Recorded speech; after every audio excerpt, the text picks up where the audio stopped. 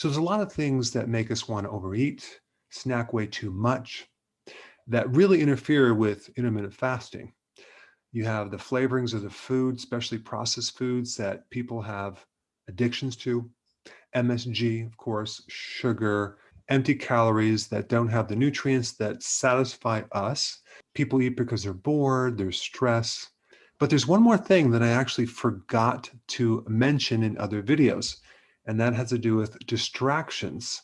I'm talking about when you eat and you watch TV at the same time, or you're on your cell phone. The awareness of, okay, I had enough, I'm done, I'm full, tends to be interfered with when you get distracted. So there's a couple different brain centers that control taste through your tongue, and then also smell, which, by the way, is like 80% of taste. And so this is why if you have a cold, your sense of taste is pretty much shot. So you have these receptors that are picking up information, cause you to be hungry, eat, and then the nutrient feedback loops are supposed to come back and turn off that mechanism so you're full, so you can stop eating.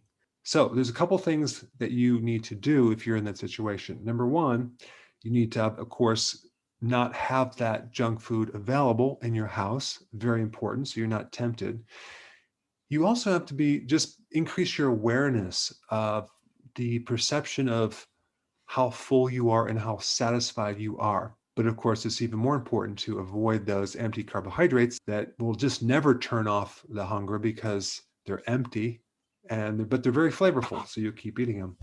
Also, chewing longer is another thing you can do. There was even this gentleman who I read about a while ago, who I think his name was Fletcher, who was teaching at that time the most important thing to maintain your weight and improve your digestion is to chew. So he would recommend that you needed to chew 100 times before you swallowed. That would definitely help you be more satisfied because you're increasing your awareness of just chewing longer versus just inhaling it and not really even chewing it. You also have buying nuts in their shells. Like, let's say you had walnuts, right? And you're going to snack on walnuts, but you had to deshell them. That would be a barrier that would add more time. And of course, at the very minimum, you can have the pistachios with the shells, which take a little bit longer versus just the straight deshelled nuts where you're just like shoveling them in your mouth.